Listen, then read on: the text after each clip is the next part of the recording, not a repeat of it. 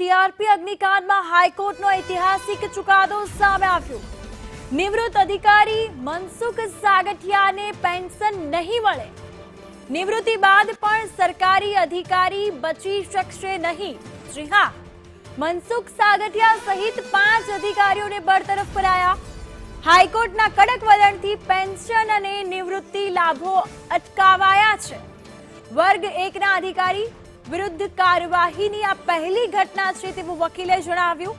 મહત્વની વાત તો એ છે કે સામાન્ય રીતે નિવૃત્તિ બાદ અધિકારીઓ કાયદાકીય છટકબારીઓનો લાભ લઈને બચી જતા હોય છે, પરંતુ આ કેસમાં નિવૃત્ત થઈ ચૂકેલા ક્લાસ 1 અધિકારીને પણ છોડવામાં આવ્યા નથી।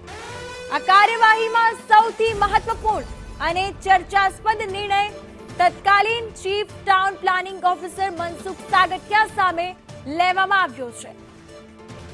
તો બરતરફ કરાયેલા અન્ય અધિકારીઓના નામ છે, જે નામ સામે આવ્યા છે તે પણ આપણે જણાવી દઈએ। તો બરતરફ કરાયેલા અન્ય અધિકારીઓના નામ કે જેમાં Gautam Joshi assistant town planning officer છે, સાથે જ જયદીપ ચૌધરી જેઓ પણ આસિસ્ટન્ટ એન્જિનિયર છે। મારી જાણ મુજબ આ ભારતમાં સૌથી પહેલો એવો કિસ્સો છે કે જેની અંદર અધિકારીઓને જવાબદાર ખાતાકીય તપાસ હેઠળ જવાબદાર ગણી અને તેઓને ડિસમિસલ ઓફ સર્વિસ કરવામાં આવેલા। આપણે જોઈએ તો આ જે 5 અધિકારીઓ છે તેની સામે ખાતાકીય તપાસમાં ગંભીર બેદરકારી બહાર આવેલી અને એ ગંભીર બેદરકારીના કારણે જ જે 27 લોકો છે એના મૃત્યુ નિપજ્યા હોવાનું તારણ મ્યુનિસિપલ કમિશનરશ્રીએ કાઢેલ।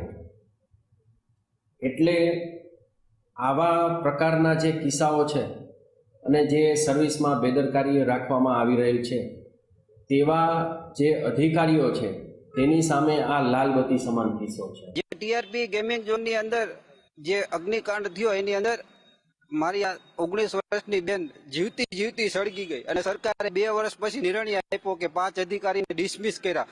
તો હું તો કહું સરકારને શરમ આવી જોઈએ કે 2 વર્ષ સુધી કેસ ચાલે અને પછી તમે નિર્ણય લો કે 5 અધિકારીઓને ડિસમિસ કરો, અને એવું શું સાબિત કરવા માંગો હો કે અમને તમે ન્યાય આપી દીધો એવું? ના, હજુ અમારે તો 19 વર્ષની બેન છે ને એ જો અમારા દિલમાં એ તમે જો શું 5 જણાને ડિસમિસ કરીને સાબિત કરવા માંગો? 5 અધિકારીઓને ડિસમિસ કર્યા એ સારું કહેવાય, હાઈકોર્ટે નિર્ણય લીધો, પણ જે મોટા અધિકારીઓ મોટા આરોપીઓ કેમ બહાર